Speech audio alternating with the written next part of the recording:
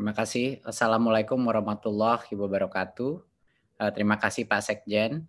Terima kasih Bapak Ibu yang sudah hadir di acara press conference ini. Pertama, sebelum saya melakukan paparan, ingin saya utarakan beberapa hal. Pertama adalah dalam situasi COVID ini, yang terpenting adalah kesehatan dan keselamatan para murid-murid kita, guru-guru kita, dan keluarganya murid-murid kita. Dan prinsip dasar itulah yang kita gunakan.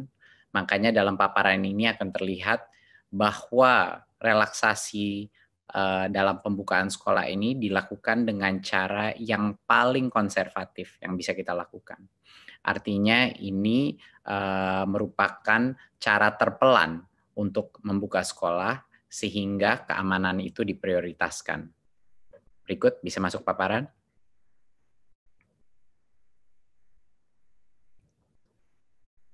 Ya, terima kasih. Berikutnya. Ya, prinsip utama di masa pandemi adalah kesehatan dan keselamatan itu nomor satu.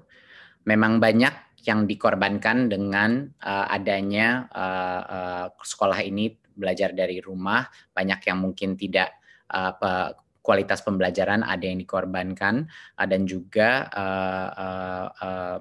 kualitas daripada semua pembelajaran daring pun tidak semuanya sama dan banyak sekali yang mengalami kesulitan. Tetapi di masa pandemi ini, di mana kita masih dalam krisis COVID-19, Kemendikbud mengambil sikap bahwa kesehatan dan keselamatan adalah yang utama. Dan itu akan terlihat dengan strategi kita ke depannya. Berikut. Ya, sekarang kita masuk kepada pendidikan anak usia dini, dasar, dan menengah. Rencana ke depannya. Seperti yang saya telah informasikan sebelumnya, tahun ajaran 2020 dan 2021 itu tidak berubah jadwalnya, tetap saja pada bulan Juli 2020, ya. Tapi jadwal itu tidak berdampak kepada metode apa pembelajaran yang ada, maupun daring ataupun tatap muka. Jadinya kami tidak mengubah kalender pembelajaran. Tetapi kita telah mengambil keputusan di Kemendikbud untuk daerah dengan zona kuning, oranye, dan merah, yaitu zona-zona yang telah didesignasikan oleh gugus tugas yang punya resiko COVID dan penyebaran COVID, itu dilarang saat ini melakukan pembelajaran tatap muka di satuan pendidikan. Jadinya untuk zona-zona yang merah, kuning, dan oranye ini merepresentasikan pada saat ini 94% daripada peserta didik, ya, di pendidikan dini, dasar, dan menengah.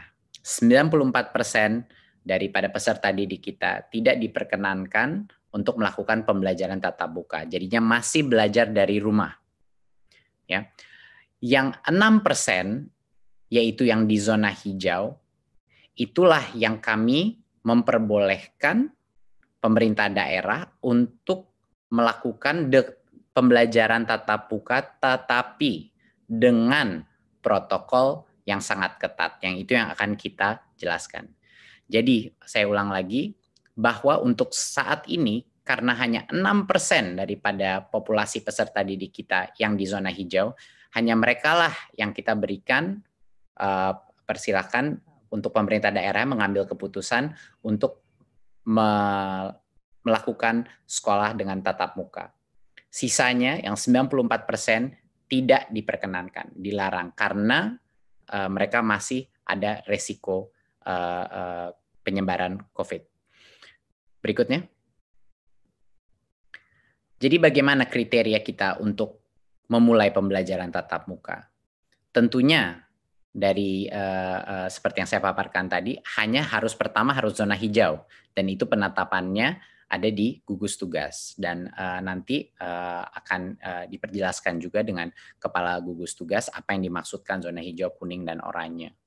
Jadi pertama, kabupaten kota itu harus zona hijau. Kedua, Pemda harus memberikan izin, jadi Pemdanya pun harus setuju. Dan yang ketiga, satuan pendidikan telah memenuhi, yaitu sekolahnya telah memenuhi semua checklist dan yang checklist daripada persiapan pembelajaran tatap muka. Pada saat ini semua tiga-tiganya tiga langkah pertama untuk kriteria pembukaan, sekolahnya boleh mulai pembelajaran tatap muka.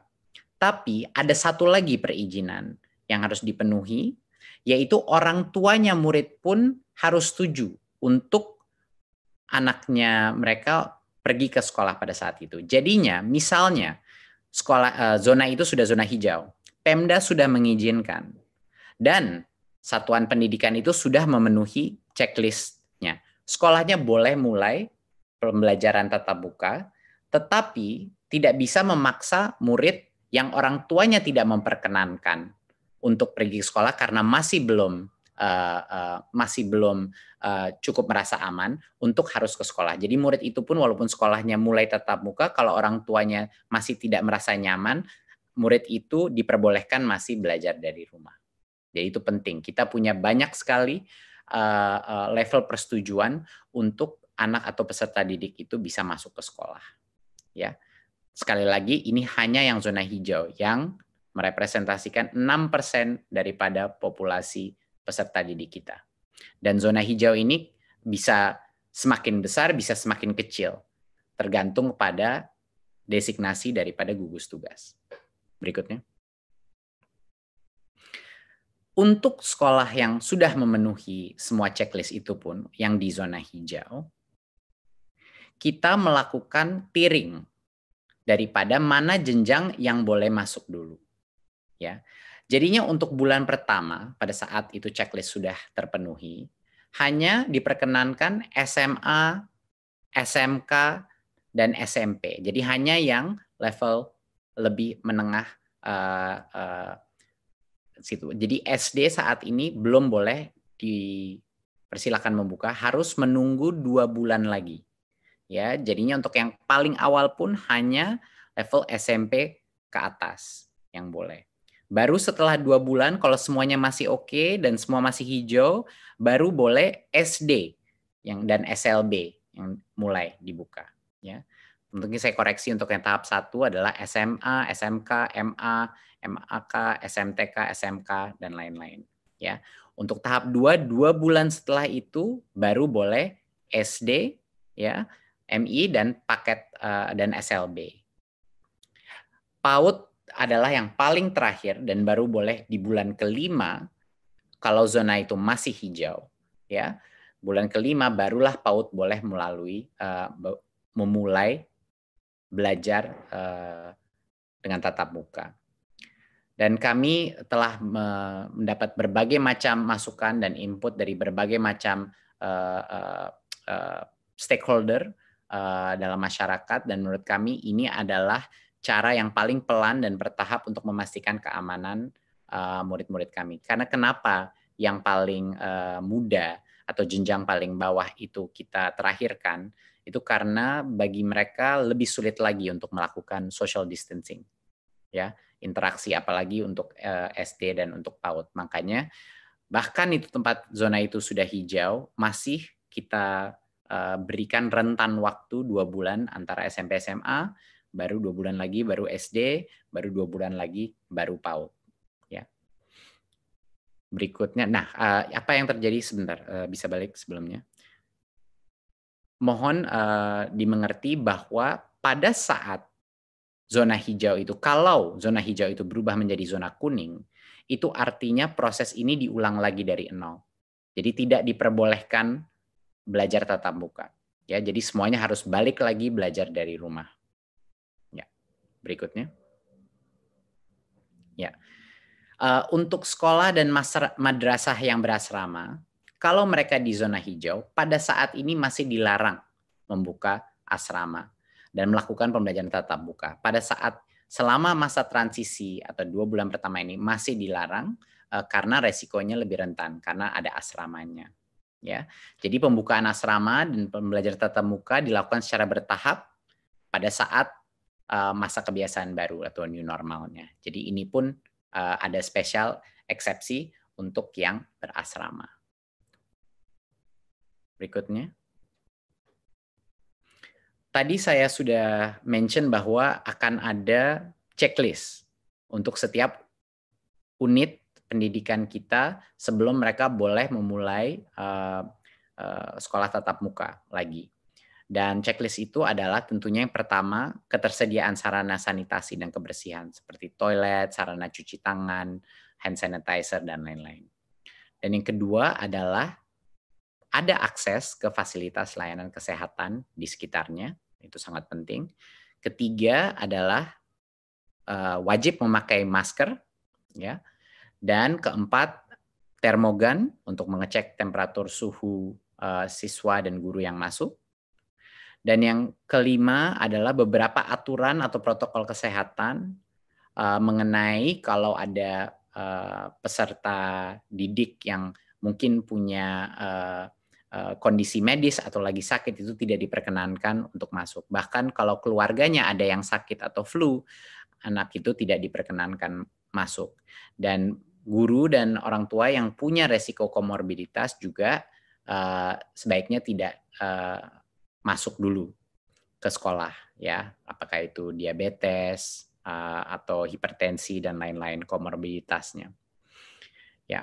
Dan yang terakhir adalah checklist yang terakhir, harus ada kesepakatan dengan Komite Satuan Pendidikan, ya, untuk melakukan pembelajaran tatap muka. Jadinya harus ada komunitas persetujuan musyawarah bahwa sekolah itu terbuka.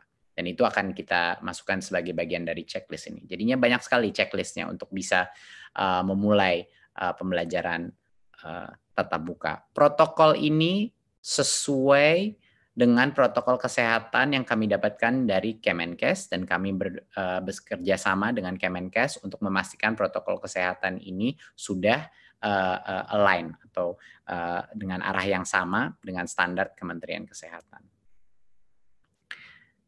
Dan kami juga ingin memastikan bahwa satuan pendidikan ini melakukan persiapan dengan Dinas Pendidikan dan Kanwil kantor Kemenak juga, ya, di masing-masing. Walaupun mereka belum zona hijau, tapi sebaiknya untuk mengerti protokol ini dan untuk preparasi sebaiknya dimulai dari sekarang untuk berkoordinasi untuk persiapannya.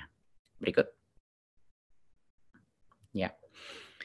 Jadi salah satu hal yang terpenting tadi kita sudah mention mengenai masa transisi. Jadinya pada saat itu sekolah, misalnya di bulan Juli di zona yang hijau di satu kabupaten ingin memulai, dia sudah semua checklist sudah terpenuhi dan dia memulai pembelajaran tatap muka. Tapi tidak bisa normal dulu. Selama 2 bulan pertama dia buka, ada berbagai macam restriksi yang kita akan lakukan. Yang terpenting adalah dalam kondisi kelasnya. Yang tadinya peserta didik rata-rata itu 28-30 anak per kelas, untuk 2 bulan pertama maksimal 18 peserta didik per kelas. Ini untuk pendidikan dasar dan menengah. Ya, jadinya sekitar kapasitasnya setengah atau 50%, sekitar 50% daripada kapasitas normal.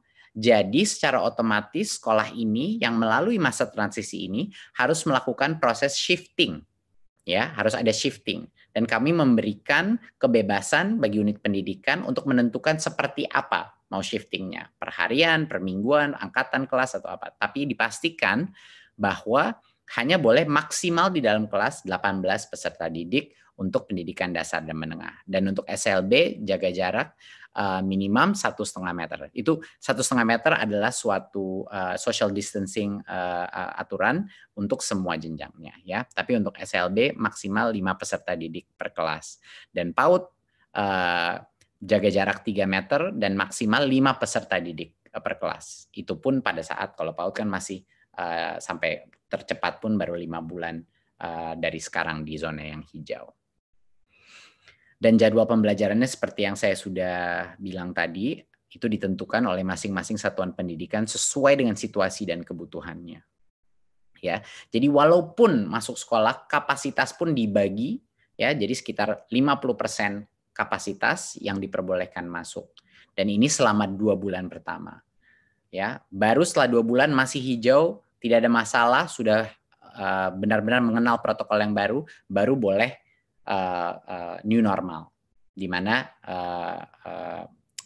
lebih banyak peserta yang boleh masuk sekolah. Berikutnya. Oke.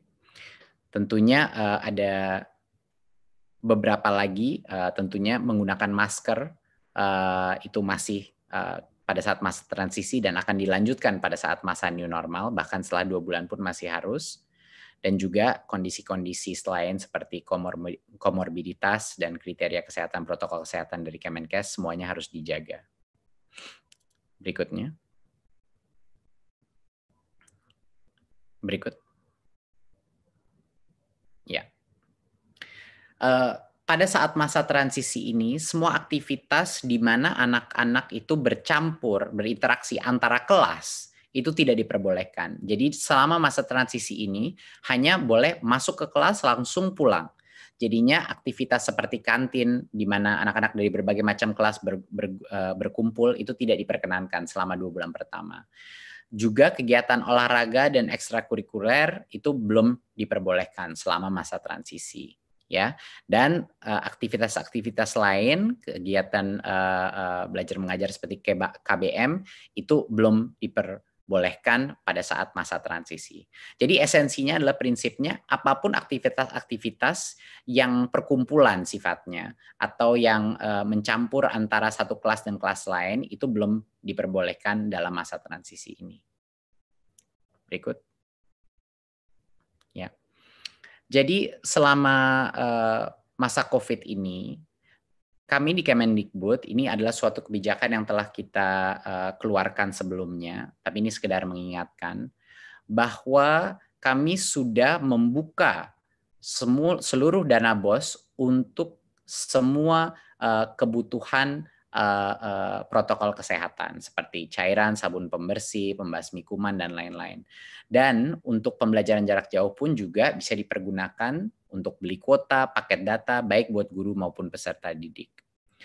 Dari sisi pembayaran honor pun yang sebelumnya ada berbagai macam restriksi, ya kami telah merelaksasi penggunaan honor dari BOS juga untuk menggunakan pembayaran guru honorer yang tercatat di Dapodik, ya, yang tadinya butuh NUPTK, sekarang tidak butuh NUPTK untuk menerima karena dalam kondisi krisis ini harus diberikan fleksibilitas karena kesejahteraan guru, terutama di situasi di mana ekonomi ini sangat menurun, ini sangat penting.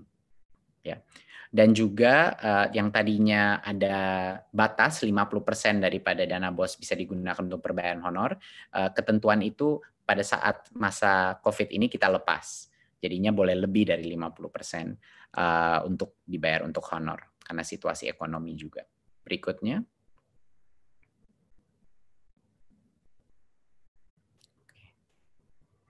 Ya.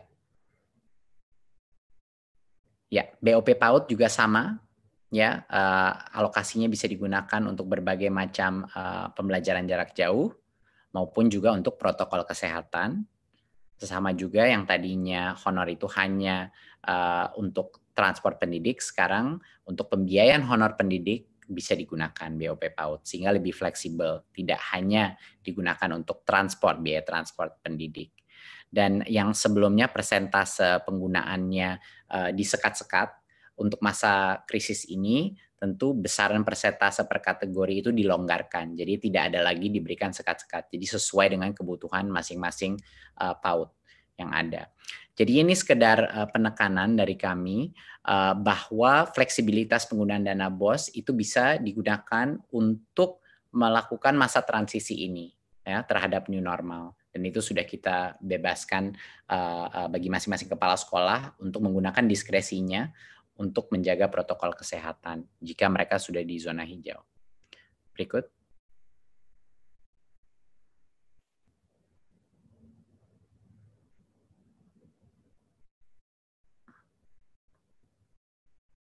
Oke. Sedikit mengenai pendidikan tinggi. Berikut. Ya, Tahun akademik pendidikan tinggi tetap dimulai bulan Agustus 2020, ya. Tetapi pembelajaran di perguruan tinggi di semua zona masih dilakukan secara daring. Jadi masih online. Belum belajar tatap muka, belum masuk. Dan alasannya adalah universitas juga punya potensi mengadopsi belajar jarak jauh lebih mudah daripada pendidikan menengah dan dasar. Jadinya untuk saat ini karena keselamatan adalah yang nomor satu, saat ini semua perguruan tinggi masih melakukan secara online sampai kalau ke depannya mungkin kebijakan yang berubah, tapi untuk saat ini belum berubah. Jadi masih melakukan secara daring, ya. Jadi itu adalah keputusan dari Kemendikbud pada saat ini. Tapi ada yang namanya aktivitas prioritas, ya. Aktivitas prioritas itu adalah aktivitas yang sangat berhubungan dengan kelulusannya mahasiswa yang sulit sekali dilakukan secara daring. Contoh, penelitian di laboratorium untuk skripsi, tesis, dan disertasi. Biasanya ini adalah small group ataupun individu, project-project individu. Dan seperti tugas laboratorium, praktikum, studio, bengkel, dan hal-hal seperti ini yang butuh mesin, butuh peralatan, dan lain-lain.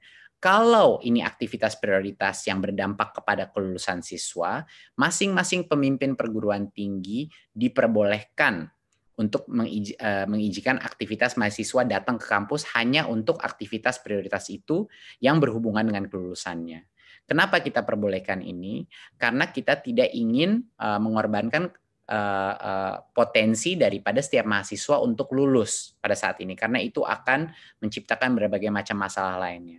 Tetapi pembelajaran masih dilakukan secara online. Jadi ya masih tidak diperkenankan untuk melakukan kuliah tatap muka. Tidak diperkenankan berbondong-bondong untuk mahasiswa masuk ke dalam kampus. Cuman buat individual project mereka yang khusus prioritas untuk kelulusannya. Berikut. Ya, saya rasa dari saya sekian. Jadinya untuk menutup dari presentasi ini, saat ini ada sekitar di bawah 90 kabupaten yang berstatus zona hijau. Dan ini merepresentasikan 6% daripada populasi peserta didik kita. Dari yang zona hijau pun ini, yang boleh diperkenankan, kalau Pemdanya setuju, boleh diperkenankan untuk melakukan pembelajaran tatap muka. Kita mulai dengan SMP, level SMP ke atas dulu, baru 2 bulan, baru SD boleh, dan 2 bulan lagi baru PAUD boleh diperkenankan tatap muka. Itu pun dengan protokol masa transisi di mana kapasitas perharinya itu dalam kelas dikurangi secara dramatis, ya. Jadinya pada saat zona hijau itu, kalau zona hijau itu berubah menjadi kuning, berarti ulang lagi dari awal, dibubarkan lagi, dan semua belajar dari rumah lagi. Jadinya ini akan menjadi suatu proses yang dinamis dan terus berubah. Jadi diharapkannya yang hijau masih hijau dan tidak kembali ke kuning, ya. Tetapi kalau dia kembali ke kuning, proses ini harus dimulai dari awal lagi dan tunggu hijau lagi. Jadi ini adalah keputusan dari bukan hanya Kemendikbud, tapi dari berbagai macam kementerian yang ada di sesi ini. Dan menurut kami ini adalah suatu metode relaksasi yang paling konservatif dan paling mengutamakan keselamatan siswa, siswi, guru, dan keluarga peserta didik Indonesia. Terima kasih. Wassalamualaikum warahmatullahi wabarakatuh. Assalamualaikum warahmatullahi wabarakatuh. Terima kasih Mas Menteri atas paparannya yang sangat jelas. Selanjutnya ada 3 pertanyaan untuk Mas Menteri. Beberapa sudah dijelaskan, tapi karena masyarakat memandang ini sangat penting dan mereka sangat hati-hati, ada pertanyaan ini. Yang pertama adalah bagaimana menyikapi kondisi jika di daerah tertentu sekolah sudah diperbolehkan menyelenggarakan pembelajaran tatap muka, namun ada orang tua siswa yang keberatan anaknya masuk sekolah karena takut terpapar corona. Apa kebijakan Kemendikbud dalam hal ini? Silakan, Mas Menteri. Ini pertanyaan yang sangat baik. Jadinya keputusan akhir bahwa peserta didik itu masuk sekolah apa tidak, itu adalah di tangannya orang tua. Jadi walaupun sekolah itu membuka untuk pembelajaran tatap muka, sekolah itu tidak bisa memaksa orang tua untuk yang tidak nyaman untuk anaknya pergi ke sekolah. Jadinya keputusan terakhir itu masih di orang tua. Ya, untuk sekolahnya membuka, keputusannya ada di kepala sekolah, di Pemda, dan kepala sekolahnya pun harus melakukan musyawarah dengan komite sekolah. Tapi setelah itu boleh sekolahnya melakukan tatap muka. Tetapi masing-masing orang tua masih punya hak untuk menentukan apakah anaknya diperkenankan untuk pergi ke sekolah. Jadinya untuk sekolah yang terbuka pun kalau orang tua yang tidak nyaman, anak itu diperbolehkan untuk belajar dari rumah.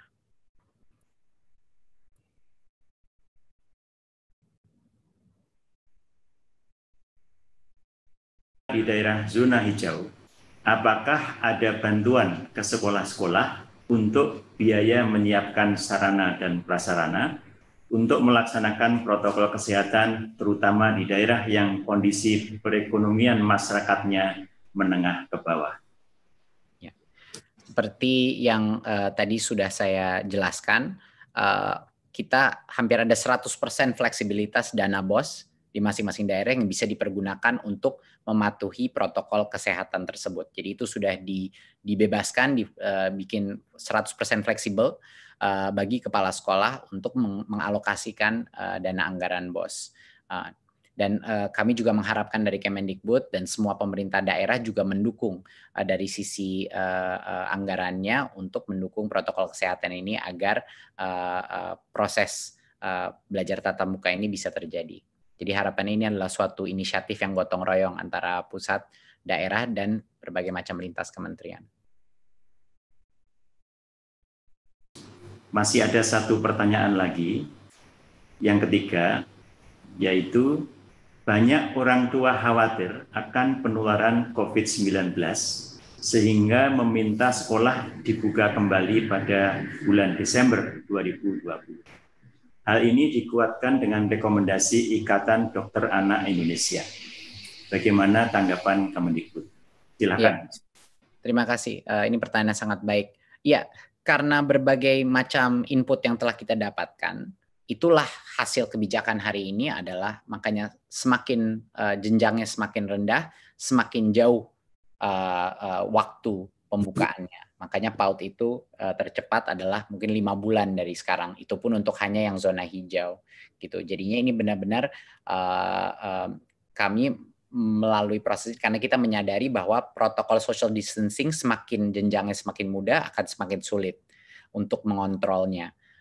Bukan cuma buat pemerintah, bahkan di dalam bagi guru pun akan sangat sulit mengontrolnya, terutama buat PAUD ya. SD pun pasti juga tidak mudah. Jadinya kami ingin melakukan ini sepelan mungkin dengan tiering sistem seperti itu.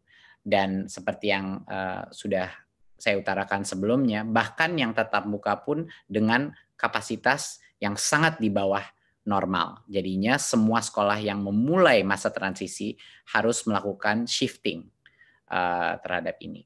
Jadi harapannya dengan ini paling tidak untuk daerah-daerah di mana zonanya hijau mulai ada pembelajaran new normal yang terjadi, tapi pada saat situasi berubah menjadi lebih negatif itu kembali lagi kepada belajar dari rumah.